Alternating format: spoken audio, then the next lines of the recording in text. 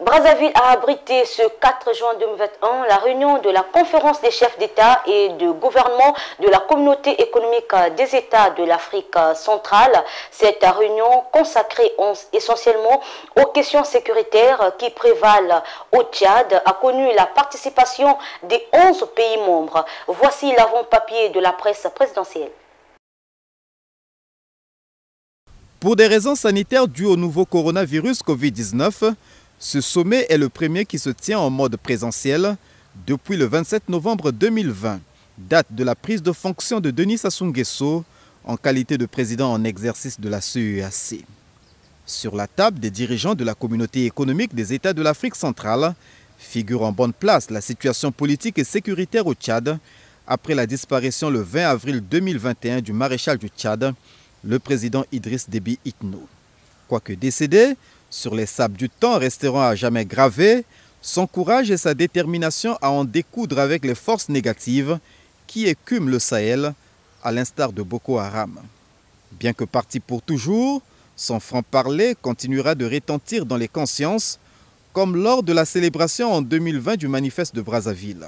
Il n'est pas concevable que l'image du soldat tchadien ou centrafricain soit effacée et qu'aucune stèle mémorielle digne de ce nom ne soit érigée en France pour immortaliser cet acte exemplaire de solidarité humaine marqué de sauts de sacrifices immenses et d'indicibles souffrances.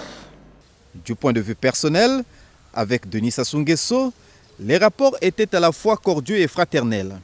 Sa présence mémorable à Brazzaville remonte au 16 avril 2021, date de l'investiture de son homologue congolais pour un nouveau mandat de 5 ans, alors que dans le nord du Tchad, l'armée régulière était en proie aux attaques rebelles. Selon l'actuelle présidence de la CEEAC, l'après-Déby doit être sagement et intelligemment géré afin que le pays déjà éploré ne bascule pas dans l'absolue incertitude. C'est ainsi que le Conseil militaire de transition ayant pris les rênes du pouvoir pourrait se voir interpellé en cas de non-respect des engagements pris, comme le retour à l'ordre constitutionnel dans 18 mois. Cité de ce dossier et pourrait donner des orientations éclairées en vue de sa gestion efficiente.